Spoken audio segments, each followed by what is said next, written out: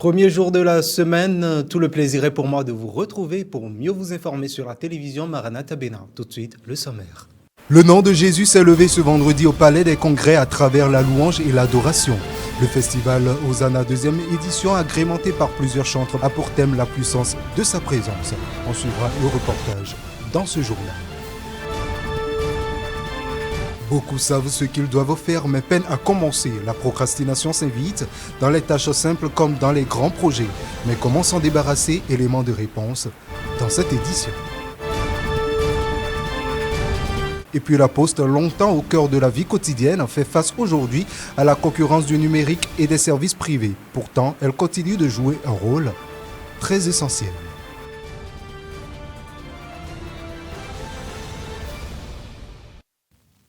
Car mes pensées ne sont pas vos pensées et mes voix ne sont pas vos voix, dit l'Éternel. Ésaïe 55, verset 8. À toutes et à tous à nouveau. Bonsoir. Le nom de Jésus s'est élevé ce vendredi 9 janvier 2026 au Palais des Congrès à travers louange et adoration. Le festival Hosanna, 2e édition, agrémenté par plusieurs artistes béninois et internationaux, a pour thème la puissance de sa présence. Témoin de l'événement, Félicité Bouton, Olivier Bambelou. Le festival Hosanna Acte 2 s'est tenu ce vendredi 9 janvier 2026 au Palais des Congrès de Cotonou, réunissant chantres nationaux et internationaux dans une atmosphère d'unité, de ferveur et de communion fraternelle autour du nom de Jésus-Christ. Nous choisissons de dire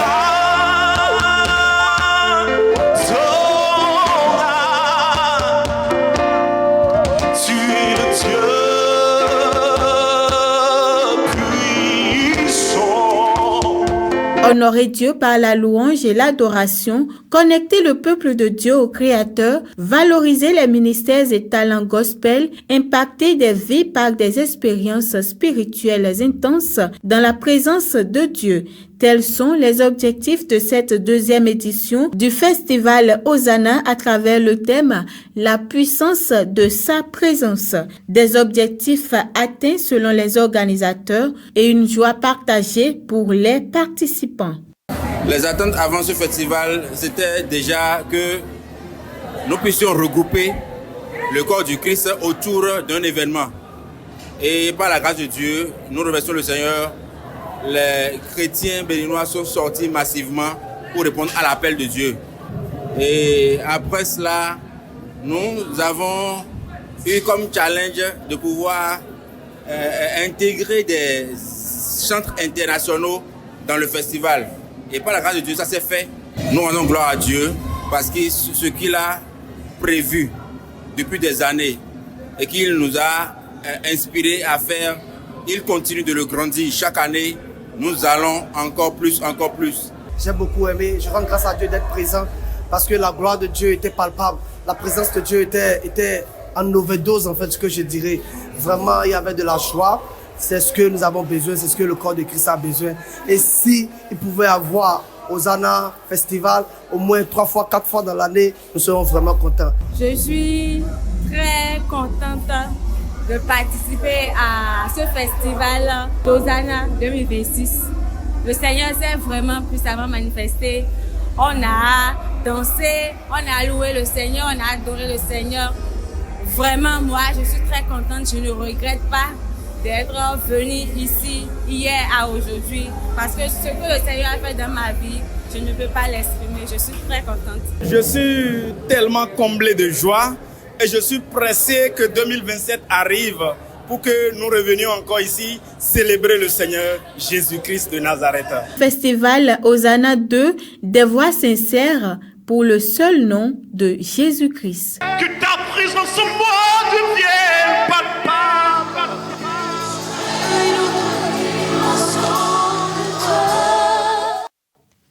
À la mission évangélique des affranchis de Yenadro à Womé dans la commune d'Abomey-Calavi, l'année 2026 s'ouvre sous le sceau du changement. La toute première édition du programme Ma vie doit changer s'est tenue ce vendredi 9 janvier 2026.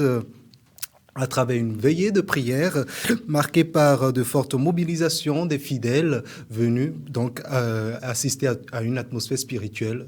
Suivez le reportage. Dès les premières heures de la veillée, l'assemblée est plongée dans une ambiance de louange.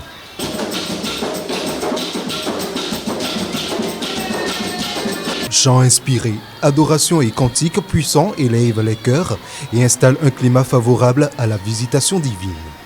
Les fidèles, debout, s'unissent d'une seule voix pour glorifier Dieu. Après les chants, danses et adorations, le temps d'écoute de la parole s'invite dans ce programme.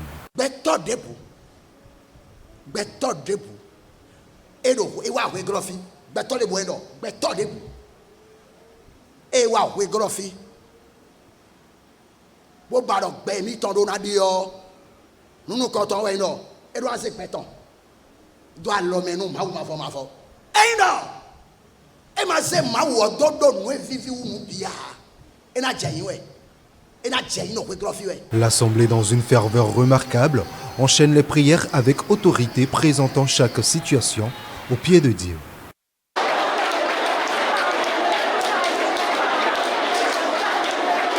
Sur le visage des fidèles, on peut lire des sentiments de satisfaction, d'espérance et d'espoir. Je remercie Dieu pour la séance d'aujourd'hui. J'ai toujours participé pour cette première édition de l'année 2026. J'ai reçu beaucoup de choses de la part de Dieu. Parce que j'ai cru par ces messages qu'effectivement cette année Dieu va opérer de grandes choses dans ma vie.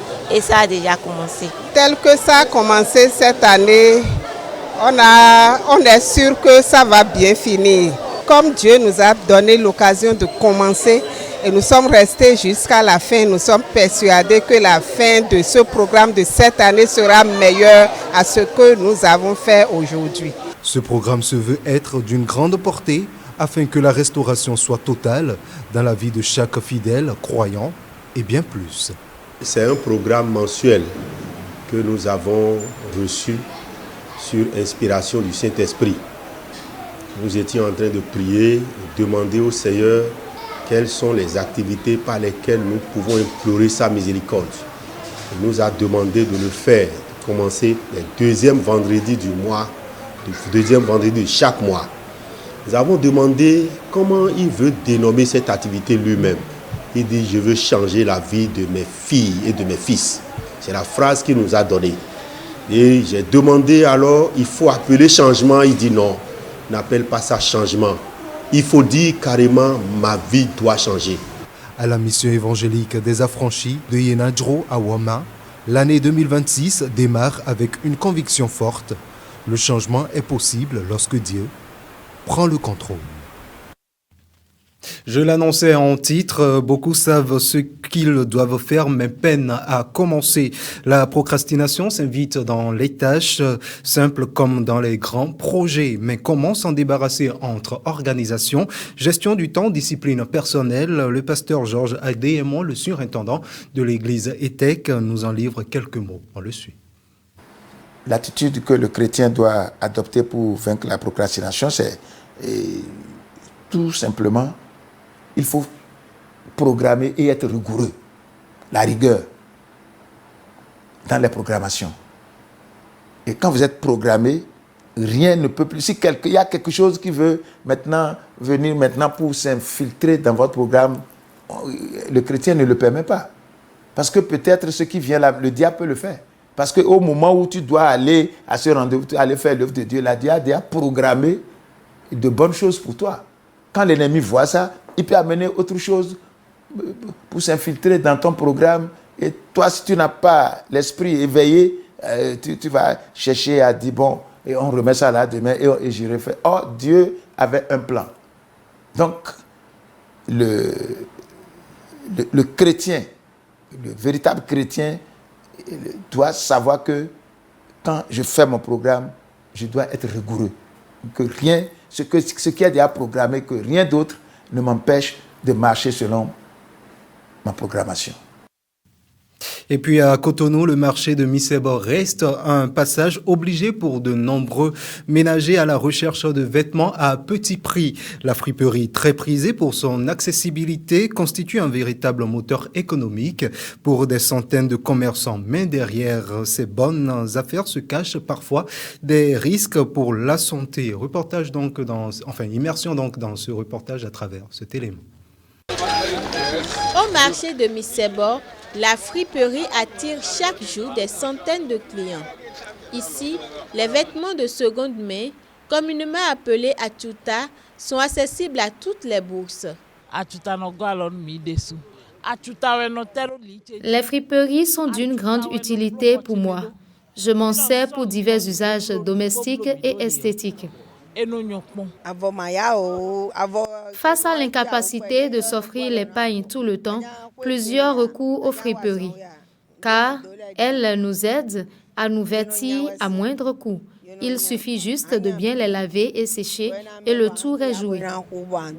Les friperies aussi est plus moins cher puisque les habits neufs. C'est rapide aussi à vendre parce que beaucoup achètent des friperies plus que de neufs. Ça aide les gens qui n'ont pas de moyens pour pouvoir trouver quelque chose à habiller avec. Derrière cet engouement, grossistes et détaillants sont plus ou moins conscients des risques sanitaires liés à la manipulation des friperies, souvent stockées dans de mauvaises conditions. Des précautions, certains en prennent, mais pour d'autres, pas besoin. Juste on prend les balles, on déballe les balles, c'est fini, on commence à vendre. Donc c'est aux gens qui achètent qui vont aller laver ça.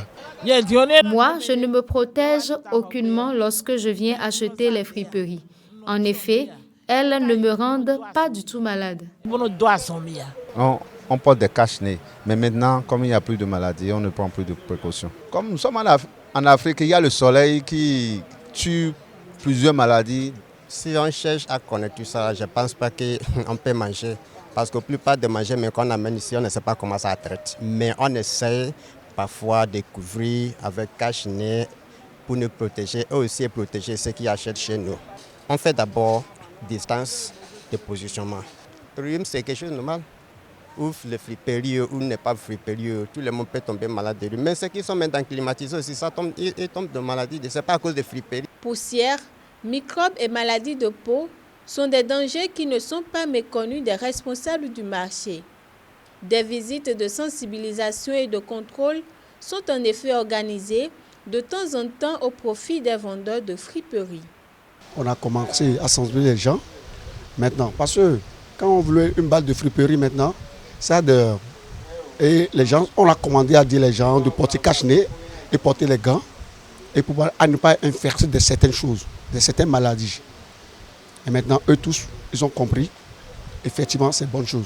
Parce qu'à la dernier moment, vous avez vu que si les gens ne portent pas cache-nez, ne portent pas de gants, ils commencent à avoir du rhume et beaucoup de choses. Mais dès qu'on est rentré dans le marché, on les a dit à eux tous, ils ont commencé à faire certaines choses.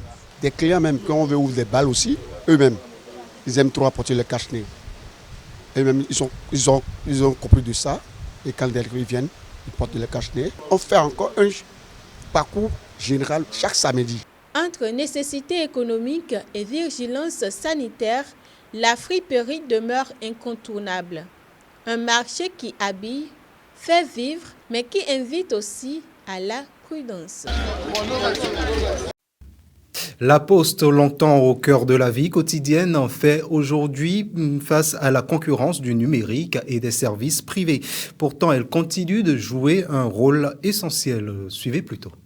Entre les envois de colis, les virements d'argent, les opérations de retrait, les paiements de salaire et le transport, la Poste garde un rythme soutenu. Pourtant, beaucoup s'interrogent. La Poste a-t-elle encore sa place dans un monde de plus en plus connecté? Il y a beaucoup de personnes à l'avènement des nouvelles technologies de l'information et de la communication en 2000 qui pensaient que la Poste allait disparaître avec le digital.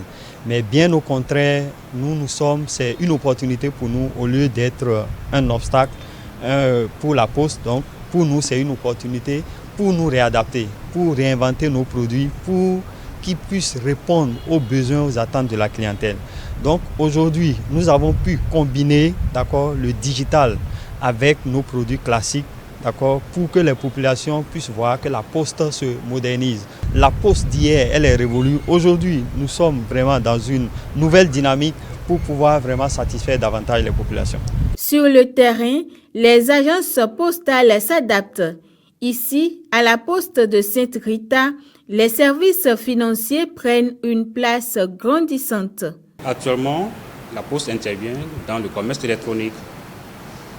C'est vrai, le courrier a baissé, le courrier papier a baissé, mais on a constaté qu'il y a un boom au niveau des colis à cause du commerce électronique. En dehors des colis, la poste intervient aussi dans le transport. La poste intervient dans le service financier, le service bancaire, à travers ces produits de l'épargne, à travers les crédits que la poste accorde à ses clients. La poste aussi intervient dans les assurances auto, assurances moto. Donc, à la date d'aujourd'hui, la poste ne se limite pas au courrier. Son rôle a beaucoup évolué. Donc, sa place est toujours importante. La poste paye aussi les salaires des fonctionnaires du Bénin. Pour cet usager, la fiabilité et la proximité restent les principaux atouts de la poste. Naturellement, j'ai un compte à la poste que j'essaie de tourner chaque fois. Je fais des dépôts de retrait de temps en temps quand le besoin se fait sentir. Il y a beaucoup de services que la poste offre. Elle vend des romans, elle fait des tontines. Bon, beaucoup d'activités quand même que la poste exerce qui, moi, m'intéresse spécialement. Raison pour laquelle j'ai un compte à la poste que je fais de tourner chaque fois. Entre modernisation et tradition, la Poste cherche à rester ce lien de confiance au cœur de la société béninoise. Un service qui, malgré les changements, continue d'occuper une place importante dans le quotidien des citoyens. Et c'est la fin donc de ce journal, mesdames et messieurs. Merci de nous avoir suivis. N'oubliez pas, retrouvez-nous également sur nos canaux digitaux YouTube, Facebook, TikTok et Instagram. Portez-vous bien et bonsoir chez vous.